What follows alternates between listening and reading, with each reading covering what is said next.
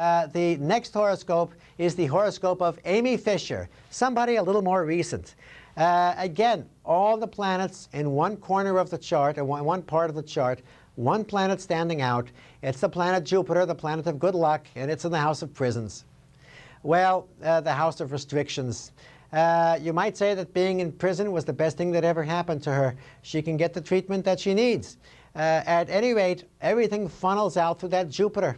Jupiter, again, is luck, and it's in Pisces, the sign of prisons, as well.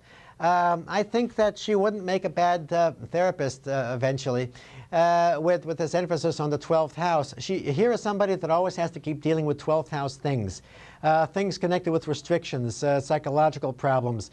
And as long as she does this, everything is going to be fine with her. Not the easiest chart to live with. All right, we'll get into a little more besides the shape. Saturn at the bottom of the chart means deprivation of normal contact and affection of at least one parent. So that sets her up to begin with. The sun is in Leo. Leo needs plenty of attention. The moon in Libra, everything around her has to be balanced. If the balance is thrown off, she's in a bad way. The moon sits on top of the planet Uranus, the planet of sudden unexpected changes. The moon is emotions. Her emotions constantly can go off balance, sudden emotional surges. This is a sort of hysterical syndrome. Let's see, the planet Mars, the planet Mars is right opposite the planet Jupiter. Mars opposite Jupiter gives a temper that goes like a shot. You begin to notice a trend here. The sun is in the house of romance. Leo wants to be on top of the situations at all times. Her temper is short.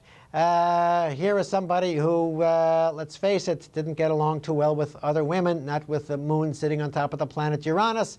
So she tried to blow away Mary Jo Buttafuoco.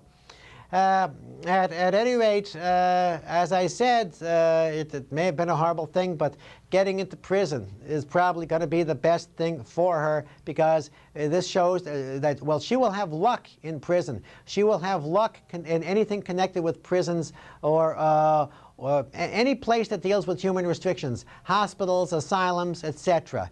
What would a good job for her be? Again, if you look to the top of the chart, planets making a good angle to the top.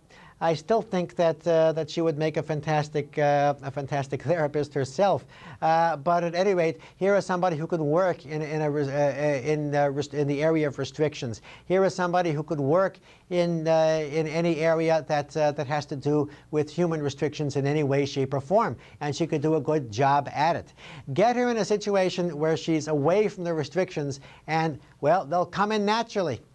My name is Bob Marks, and this is Astrology Now. This is the program for people who want to learn about astrology. If you'd like to get in touch with me, you can reach me at 535-1549.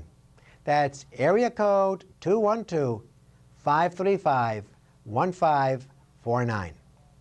Let's take a look now at the next horoscope. The next horoscope is the horoscope of Steffi Graf. Again, a seesaw chart, just like Noel Coward. In this case, it's graphic.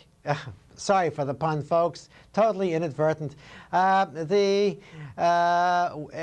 the seesaw chart goes back and forth and back and forth and back and forth. And what does Steffi Graf do? That's right. That's all she does all day, is knock that tennis ball back and forth and back and forth. A triple Gemini. Not the most stable of configurations. Gemini is supposed to flit from thing to thing. Well, she flits from one part of the court to the other. No, her persistence comes from the fact that, again, you know, she's, let me see, where did that planet Saturn go? She's got Saturn and Taurus. That gives her the ability to stick with things. And also, she's got Mars, the planet of energy, in the house of health and work. So she needs some sort of work that's very energetic. But this is the thing that does it for her. The planet Pluto, the planet of extremes, all or nothing, sitting in the fifth house, which is romance, creativity, sports, and games. Don't expect Steffi Graf to have a whole string of love affairs. Not too many, but the ones she has are going to be of volcanic intensity.